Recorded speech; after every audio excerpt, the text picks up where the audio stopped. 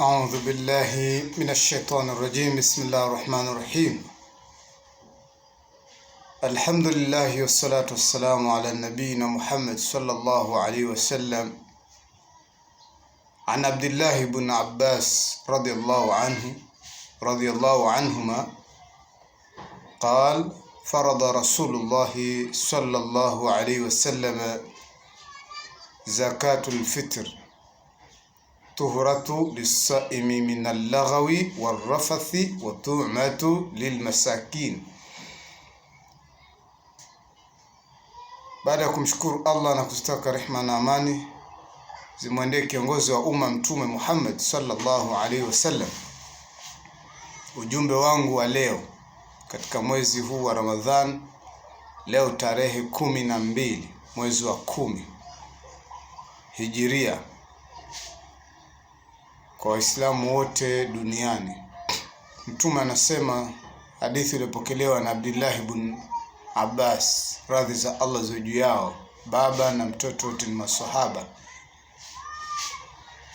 Abdullah ibn Abbas anasema, farada Rasulullah, kwamba Mtume SAW akafaradhisha zakatul fitr, zaka ya chakula, kutoa chakula. Na Mtume SAW hafaradhishi jambo isipokuwa ni wahi. Wama yantiqu anil hawa in huwa illa wahyu yuha, hatamki kwa matamanio yake isipokuwa ni wahi kafunuliwa na Allah. Kwa hiyo anachokisema Mtume kukifaradhisha ni faradhi kutoka kwa Allah, ni lazima.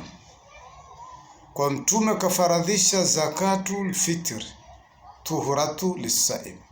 Lengo la zaka ya chakula hiyo kwa ajili ya kumsafisha, kumtoharisha aliyofunga. Yule aliyofunga akiwa katika funga, katika saumu, anatereza na kukosea hapa na pale, kosa hili.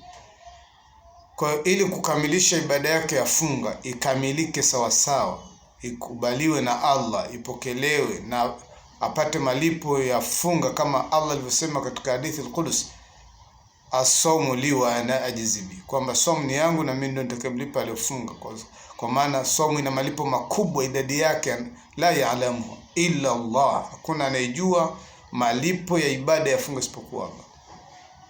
Sasa Mtume SAW kwa kuthamini na kupenda umma wake, anauelekeza yale ambayo yatakuwa na faida. Miongoni mwa faida kwamba anakuelekeza wewe juu ya ibada yako ya funga, kwamba ibada ni ibada ya funga ni ibada yenye malipo makubwa. Ili sasa kukamilisha malipo hayo, basi unahimizwa wewe kutoa zaka ya chakula ili uwe safi moja kwa moja. Sasa Mtume akaelezea kwa nini unatakiwa utoe zakatul fitr,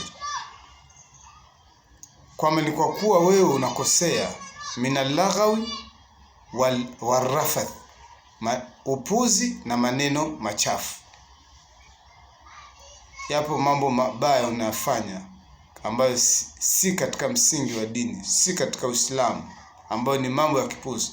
Tulieleza katika somo la kwanza, hatujaliweka mtandaoni, lakini tumelieleza hili kwamba maneno ya kipuzi na maneno ya kijinga. Kuna michezo ya kijinga ambayo sheria inatukataza tukiwa tumefunga: kucheza bao, karata, kumwambia mwenzako nimekuoa, nimesafiri, nimetakata, nimelala, nimepata mtaji. Haya maneno yanazungumzwa katika michezo ya bao, karata, rudo na michezo mingine, minallaghaw warrafath, na maneno machafu.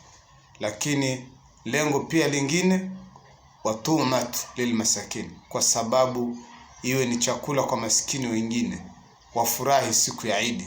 Sio wewe unafurahi wewe na mke wako na watoto wako, maskini na mafakiri na matima siku hiyo wao wanakuwa ni wanyonge. Kwa ujumbe wangu wa leo inshallah ndio huo, tukutekeleze kwa Waislamu wote katika Ramadhani hii. Tujiandae mbele, tuna ibada ya zakatul fitr. Wabillahi tawfiq. Assalamu alaikum warahmatullahi wabarakatuh.